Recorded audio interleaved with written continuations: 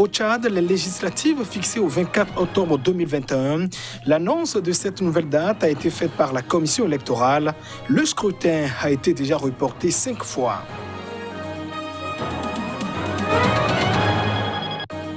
Les hommages de la Côte d'Ivoire aux soldats tués dans une récente attaque djihadiste. 14 éléments des forces armées avaient trouvé la mort dans la nuit du 10 au 11 juin dernier dans un assaut des terroristes. Et puis au Niger, souris retrouvés pour les travailleurs humanitaires enlevés dans le sud du pays. Ils ont été libérés. Ils officiaient pour le compte de l'ONG nigérienne Action et Programme d'impact au Sahel.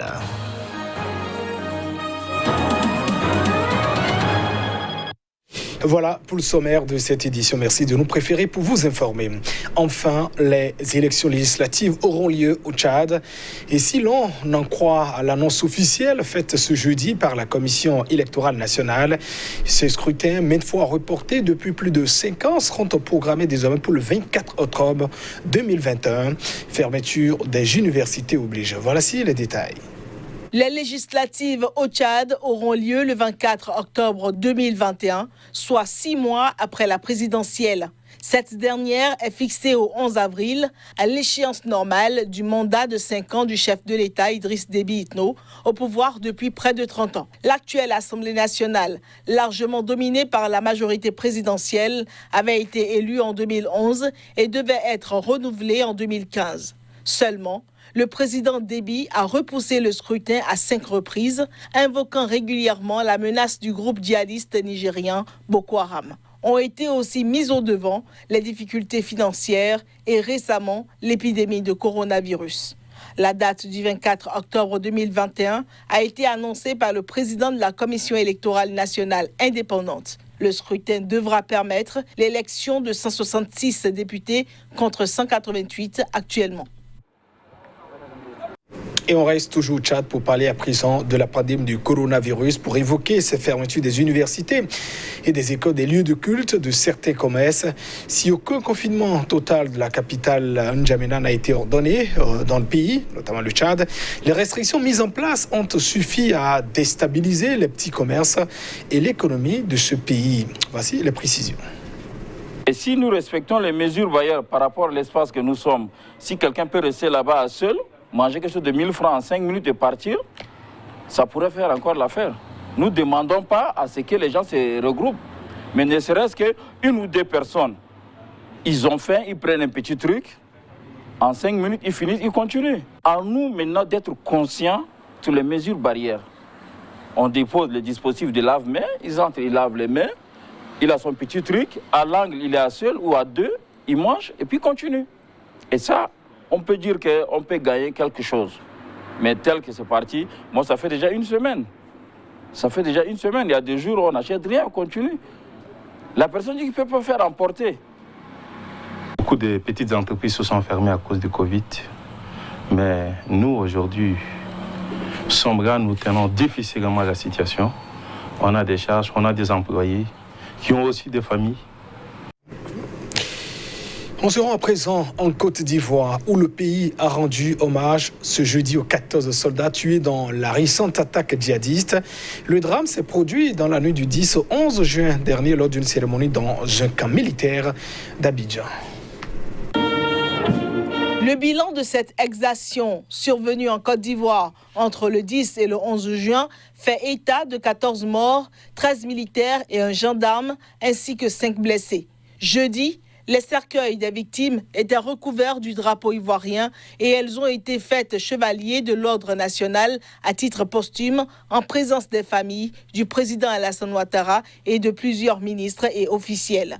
Ils ont consenti le sacrifice suprême de leur vie pour protéger la Côte d'Ivoire de la barbarie de ceux qui, tels des vampires, n'aspirent qu'à s'abreuver du sang.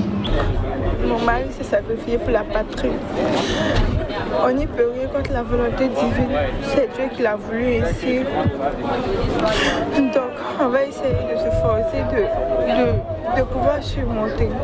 Selon les autorités, une trentaine de personnes, dont le chef du commando, ont été arrêtées après l'attaque.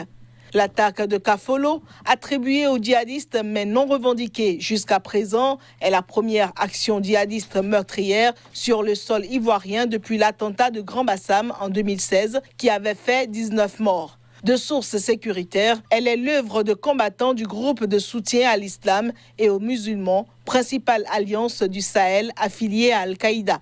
Cette attaque est considérée comme une action de représailles à une opération militaire conjointe de la Côte d'Ivoire et du Burkina en mai pour déloger des djihadistes installés dans le nord de la Côte d'Ivoire.